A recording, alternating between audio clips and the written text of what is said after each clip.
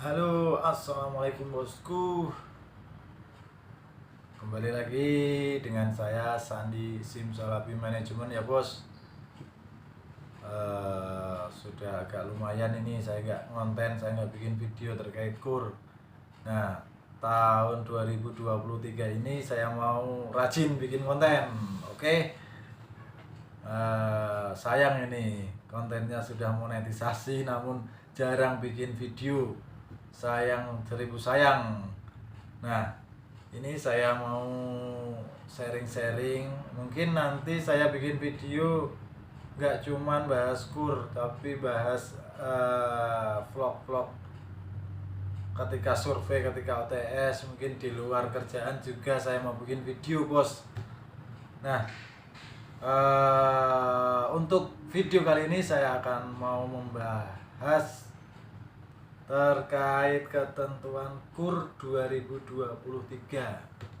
Apakah ketentuan KUR di tahun ini sama dengan ketentuan KUR tahun-tahun sebelumnya, atau ada perubahan, ada banyak ketentuan yang update, yang terbaru terkait produk, terkait aturan dan kebijakan.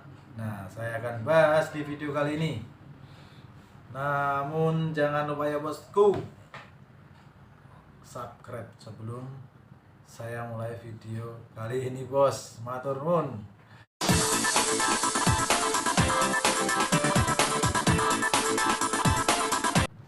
Oke bosku, kali ini saya akan membahas update ketentuan KUR 2023.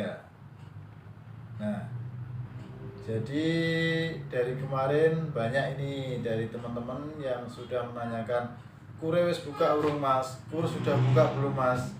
Nah, KUR 2023 mulai dibuka, mulai program KUR mulai dibuka itu hari Senin kemarin, jadi tanggal 13 Februari ya bos. Nah, untuk ketentuan KUR di tahun ini itu banyak perubahan. Jadi untuk aturan atau prosedur pengajuan KUR banyak perubahan. Nah, ini mungkin sedikit perlahan KUR akan mulai ini ya, suku bunga KUR mungkin mulai sedikit dicabut secara perlahan program KUR ini. Cuman kita nggak tahu nanti KUR ada sampai tahun berapa, saya juga kurang paham. Nah, untuk ketentuan KUR tahun 2023 ini secara garis besar saya akan menyampaikan perubahan-perubahan ketentuan KUR tersebut. Jadi saya akan sampaikan satu persatu. Baik, sambil saya baca aja ya garis besarnya ya bos. Untuk ketentuan KUR perubahan yang pertama, perubahan suku bunga KUR super mikro menjadi 3% dan suku bunga KUR mikro, KUR kecil naik secara berjenjang untuk debitur berulang.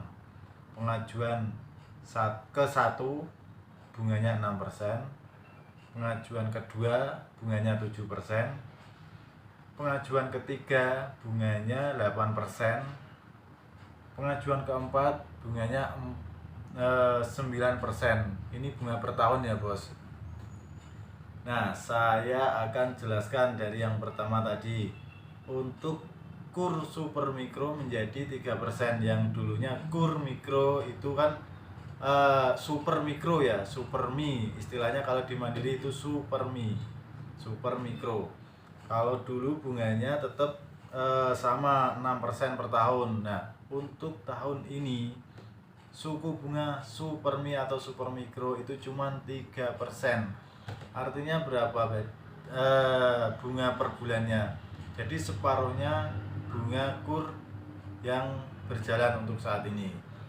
Nah, Kur super mikro ini cuman maksimal plafon 10 juta ya bos. Jadi pinjaman kur super mikro itu dibatasi maksimal 10 juta. Paham ya bos? Nah, selanjutnya suku bunga kur mikro atau kur kecil naik secara berjenjang. Kalau kur mikro itu berarti kan plafonnya 10 juta ke atas sampai 100 juta. Sedangkan kur kecil itu plafonnya 100 hingga 500 juta. Nah, yang dimaksud bunganya berjenjang ini yang misal ini debitur sudah pernah punya kur di Mandiri 1 kali terus lunas, ya kan? Nah, dulu bunganya kan 6% ini per tahun atau 0,2 setara 0,26 per bulan. 0,26% ya. Nah, pengajuan yang kedua ini nanti bunganya 7% per tahun atau setara kalau per bulan 0,3% sekian lah. Nah, selanjutnya misal ini kur yang kedua sudah lunas. Nah, terus mau pengajuan lagi kur. Berarti kan ini pinjaman kur yang ketiga kali. Itu nanti kenanya per bunga per tahun itu 8%. Jadi naik berjenjang. 6, 7, 8. Nah, kemudian yang keempat, misal mau pengajuan kur ini nanti kenanya bunga per tahun 8% ya, Bos. Nah, bisa difahami ya bos. Terus perubahan ketentuan yang kedua, pembatasan maksimal akses kur mikro untuk sektor produksi pertanian, perkebunan, peternakan, dan perikanan maksimal 4 kali. Nah, ini jadi kur mikro untuk sektor produksi pertanian, perkebunan, peternakan, dan perikanan maksimal cuma bisa 4 kali pengambilan. Dibatasi ya bos sekarang untuk sektor usaha yang saya sebutkan tadi ya bos. Selanjutnya yang ketiga, pembatasan maksimal akses kur mikro untuk sektor non produksi dan sektor non produksi perkebunan, peternakan, perikanan maksimal 2 kali. Ini pembatasan maksimal akses kur mikro untuk sektor non produksi dan sektor produksi non pertanian. Lanjut untuk yang ketiga tadi ya, pembatasan maksimal akses kur mikro untuk sektor non produksi, berarti di luar produksi ya, usaha di luar produksi, dan sektor produksi non pertanian. Jadi yang produksi tapi bukan pertanian, perkebunan, peternakan maksimal cuma 2 kali. Nah, ini nanti bisa dijelaskan sama petugas ketika pengajuan untuk lebih detailnya. Ini saya menyampaikan garis besarnya aja bos. Selanjutnya lanjut yang keempat, perubahan ketentuan yang keempat, penerima kur tidak pernah menerima kredit investasi modal kerja dengan suku bunga komersial. Nah, ini yang jadi banyak kendala, yang bikin pusing, saya juga bikin pusing. Apalagi bos-bosku yang mau pengajuan kur. Ini sedikit banyak yang jadi kendala ya. Ini penerima kur tidak pernah menerima kredit investasi atau modal kerja. Untuk kebijakan kur 2023 ini, calon nasabah tidak boleh punya kredit modal kerja, baik itu sudah lunas maupun masih existing maupun masih jalan. Nah, ini yang repot ini. Nah, misal debitur atau calon debitur dulu pernah punya pinjaman di bank lain atau di Mandiri. Nah, itu suku bunganya bunga normal. Artinya nasabah itu kredit jenis kreditnya itu kan kredit modal kerja. Nah, itu nggak bisa.